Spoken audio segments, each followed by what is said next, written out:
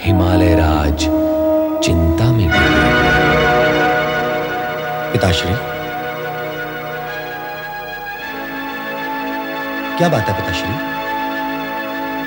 आपके श्रीमुख पर तो चिंता की रेखाएं उभर आई हैं। पुत्र के होते यदि पिता को चिंता करनी पड़े तो यह पुत्र के लिए बहुत दुख और लज्जा की बात है।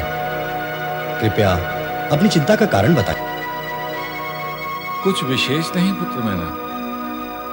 संतान जब युवा हो जाए तो उसके भविष्य की व्यवस्था करने का विचार आना स्वाभाविक ही है, और ये विचार ही कभी कभी चिंता का विषय बन जाता है। किंतु पिताश्री, आपको मेरे विषय में चिंता करने की क्या आवश्यकता है? आप पर विधाता की कृपा है और मुझ पर आपका आशीर्वाद। मेरा भविष्य तो उज्जवल है ही। पुत्र जब आशा से परिपूर्ण हो तो पिता को विश्वास हो जाता है कि उसके पुत्र का भविष्य उज्जवल है। और मैना, तुम्हारे साथ साथ हमारी एक पुत्री भी है, तुम्हारी छोटी बहन।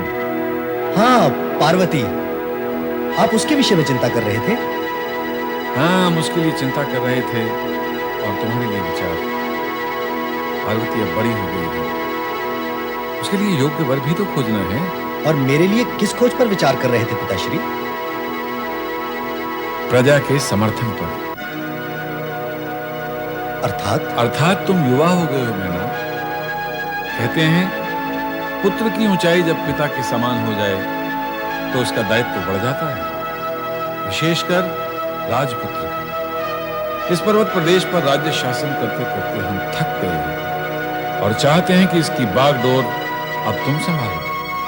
तुम युवराज हो, धर्म, नीति, परंपरा के अनुसार अब इसके शासन का उत्तरदायित्व तुम पर है। आप निश्चिंत रहें पिताश्री, मैं सदैव आपके मार्गदर्शन में आपकी आज्ञा और आदेश का पालन करता रहूंगा। मुझे तुमसे यही आशा थी पुत्र। विधाता तुम्हें सामर्थ्य और शक्ति प्रदान करे। अब मैं आज्ञा चाहूंगा पिताश्री। अवश्य पुत्र।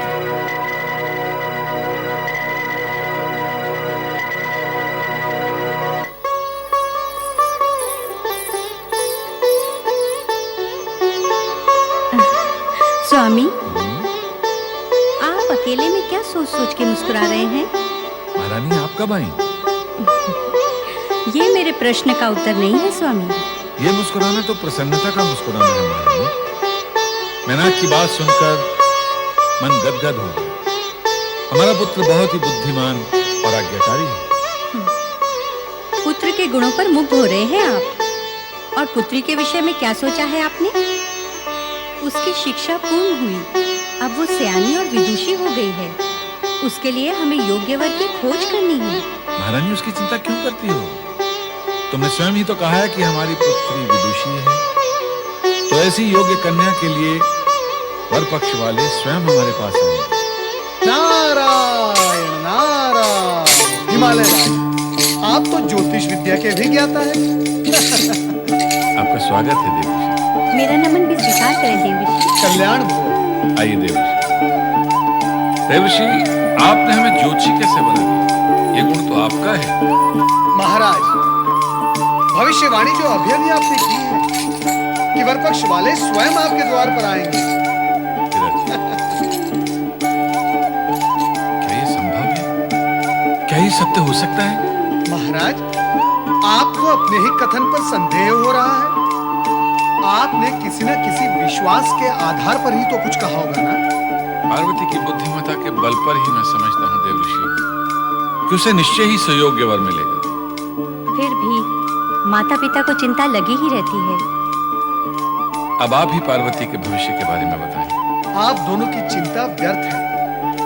पार्वती का भविष्य उज्जवल ही उज्जवल है। जब तक योग्य वर की खोज पूर्ण नहीं होती, तब तक चिंता तो स्वाभाविक ही है ना देवऋषि। ऐसा वे ही करते हैं जिन्हें विधाता के लेख पर विश्वास नहीं होता। कन्या के भाग्य का लेख तो उसके जन्म के पूर्व ही लिख दिया जाता है। आप दोनों ये सत्य मान ही ले कि आपकी पुत्री पार्वती भाग्यशाली कन्या है। माताश्री, पिताश्री प्रणाम। सदा सुखी रहो पुत्री। देवर्षि को भी प्रणाम। देवऋषि, आपने पार्वती को आशीर्वाद नहीं दिया। हाँ हाँ, पार्वती का सुहाग सदा अमर रहे।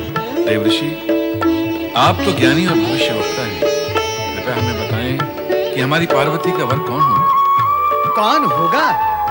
ये प्रश्न तो बालकों जैसा है, जिसका उत्तर देना संभव नहीं, क्योंकि समय से पहले सत्य का उद्घाटन करना केवल विधाता के ही हाथ में है।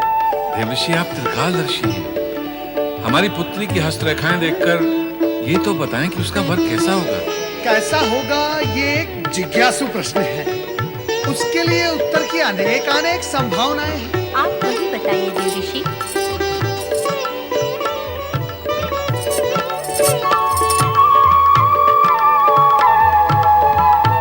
वो सब बताने में तो युग बीत जाएगा महारानी। युग बीत जाएगा? वर में असंख्य गुण हैं, कहां तक गणना करूंगा। प्रश्न यही है कि वर कैसा होगा। देवऋषि, कुछ तो गुण बताएं, हमें उसी से संतोष हो जाएगा। तो सुनो हिमालय राज, वर का सर्वप्रथम गुण है कि वो परम संतोषी होगा। उसे किसी भी सुख, संपदा और वस्तु के प्रति कोई भी आग्रह और आकर्षण नहीं होगा। ये तो साधारण गुण है देवऋषि। नारायण नारायण, इसे आप साधारण गुण कह रही हैं? ये सर्वश्रेष्ठ और असाधारण गुण है। कलयुग में ये एक गुण सभी गुणों पर भारी पड़ेगा। तब कन्या के माता पिता ऐसे ही वर की खोज में रहेंगे जो परम संतोषी होगा। आगे बताएं देवऋषि। पार्वती के होने वाले पति संपूर्ण जगत द्वारा पूज्य एवं सभी शक्तियों से और दिव्य शक्तियों से परिपूर्ण होंगे। क्या कोई देवता होगा? संभव है, संभव है, क्योंकि तनिक सी प्रशंसा से प्रसन्न होने वाले हैं। अर्थात प्रशंसा प्रिय होगा। हिमालय राज, प्रशंसा उसी की होती है जो उसके योग्य होता है। उचित कहा आपने। और नारायण नारायण, कहा था ना मैंने, उनके गुणों की गणना करते करते युग बीत जाएंगे। अब तक मैंने इतने गुण बताए, क्या संतुष्टि नहीं हुई? क्या ये पर्याप्त नहीं है?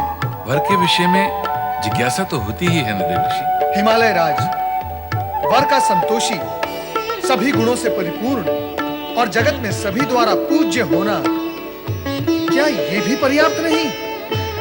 पर्याप्त है देवऋषि। नहीं नहीं, पर्याप्त नहीं है। शेष गुणों का गान और गणना आगामी भेंट में होगी। नारद अब विदा लेता है। नारायण नारायण। स्वामी, सुना आपने? हमारी पुत्री पार्वती भाग्यशाली है। उसे ऐसे सुयोग्य वर की प्राप्ति होगी। हमारी पुत्री है भी तो गुणों का भंडार महारानी। ऐसी कुदृष्टि ना लगाइए मेरी पुत्री को। विधाता उसकी रक्षा करे।